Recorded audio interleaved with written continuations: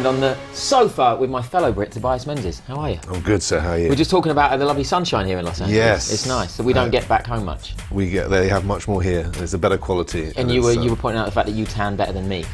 Well, I think the viewers can probably see that just by Thank you. just checking the rouge of your chin there. Is it? It's a little bit red, isn't it? A little bit red on the chin. That's my fiery side. That's what I'm getting. Yeah, I can That's see. my fiery side. Outlander coming back for season 1B. Who the bloody hell are you?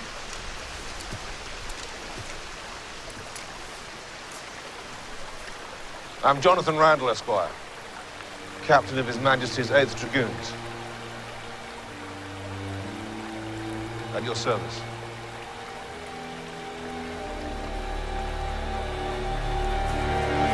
We made 16 episodes for the first season, which is a lot. So it is a massive amount. Split it into 2. Right. So and was that in one go? All 16 in one go? Yeah, we shot it all in one go. It took a little over a year, so it was a year in Scotland.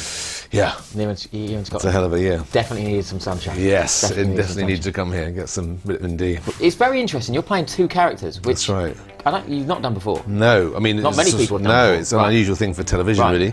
But yes, I play the heroine's husband in the 1940s, Frank. Right. And then obviously there's 2 time periods because she travels back in time at the beginning of the story, and I also play his ancestor, which is back to the 1700s. Yeah, 1740s, and he's the villain of the piece, and he's Jonathan Randall, who's the ancestor of her husband, and one of the first people she meets when she falls through time. Yeah, one is essentially a nice guy, and the other one is definitely not a nice guy. Very different. Very different Very characters. different looking as well. Yes. Very envious of Jonathan Blackjack's hair. Yeah, it's pretty good. I want. Very envious of that. Who do you prefer to play? Which one's most challenging, or which one do you get the most enjoyment out of? To be totally honest, I've really enjoyed the variety, really. Switching between the 2 has been a real pleasure, and obviously exciting sort of challenge as an actor to be given that range of stuff to play. So it's and they're 2, I think one of the really strong things about Diana's writing is that she writes really good characters, and so all of them, Jamie, Claire, and the 2 characters that I play all have their own sort of particular thing. They're really, really good. And you mentioned Diana. It's based off a book. Book. Same name, Outlander, which is I think 7 books, and it's sold. So obviously it has a huge readership already before we even came to it. Which also must put a bit more pressure on you, does it? Does a bit, yeah. As a sense of responsibility about doing it justice, I suppose. But thus far, the feedback has been really positive, and they seem to feel like we are doing it. Being kind of respectful of it, as well as sort of trying to. There's an element of you have to make it into your own thing and make it into a TV show. Yeah.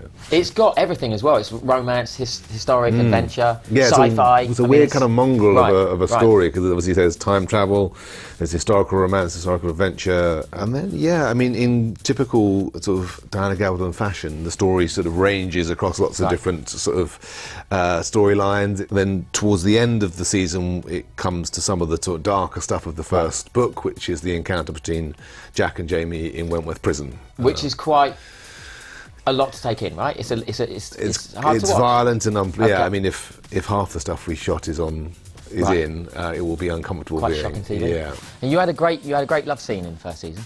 Yeah. And that was your first. This is right. This is correct. I've never been asked to be the lover man. I know. Pop your cherry. I know. Yeah. How was that? I mean, I've never done a love scene on. Okay, I've done love scenes. You've never made love to a woman. I'm not a virgin. It's a rumour. It's a rumour going around, and I'll just clear it up. I am not a virgin. But yeah, popping a cherry in front of a lot of people. Not it wasn't real, but it's just that. Is it weird? It is weird. Yeah, it is weird. There's no other way around that. Yeah, right? It's odd. It's a curious way to spend a couple of hours, in a room that's pretty full. Right. There's got a lot of people in there. And you've got your bum out, and you did have, and not that I just remember your bum from season 1. It's a beautiful bum. It's a great bum. But listen, I had the lovely Katrina Bell. I was going to say, it's a good start. To ease my pain. So yeah. Is there a moment for you in this whole journey that sticks out as being wow? Yeah, I think. I mean, some of the toughest stuff we shot in the first half of the season was the sort of pre-story between Jamie and I, which is this flogging scene, and it seemed like a very kind of important ingredient to sort of set up the rest of the story, and I even find it hard to watch. So yeah, we must have done something right, I suppose. Good. Yeah, some good prosthetics. And obviously, you mentioned it's in Scotland. This is shot in Scotland, but you've been everywhere to shoot things. As people know nowadays, we're always on locations. Yes. What 3 things can't you be without? To start with the basics. Let's start with the basics. Your toothbrush. Okay, it's smart. Because sometimes you Which can be people wouldn't predict for us, because that's another... They think we have bad teeth over I there, think we don't have they? horrible teeth. I do have quite wonky teeth. I You used have to. quite good teeth. They're not mine. You. They're not mine. You've done. Americans have done your teeth. It actually wasn't a choice. It was in England. They were knocked out before I came to America. Really? This Did is a true someone story. punch them out? Someone punched them out, yeah. We've got to hear that story. Good What chat. was that This has story? gone dark, isn't it? This has gone dark. Brilliant. It's now like Black Mirror. I'm going to interview you now. So when did you first realise you'd lost your teeth? Well, after I fell to the ground and was like, shh. That taste of blood. But I've got great teeth out of it. You do have great teeth. But now everyone knows that they're not mine. I've got to talk about Black Mirror quickly as well. Oh, yeah. I actually watched that. Someone recommended it. Someone who I was interviewing on this sofa recommended it, and I went home and watched it.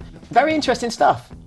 Charlie Brooker is a rather brilliant man. Yeah. He's just in such an unusual kind of satirical mind, and I've been a fan of his for a long time. He does this show called Screen Wipe, which is kind of his satirical look at like what's going on in the news and stuff. He's a very brilliant man, and yes, I was just very excited to. And that was the second season I did, so they'd done 3, which had all been brilliant. And I mean, he seems weirdly prolific because each one is completely sort of different in itself. So different, yeah. Stars Network, watch this guy. It's brilliant. Outlander. Plays 2 people. Show off. 2 people. 1 guy, 2 people.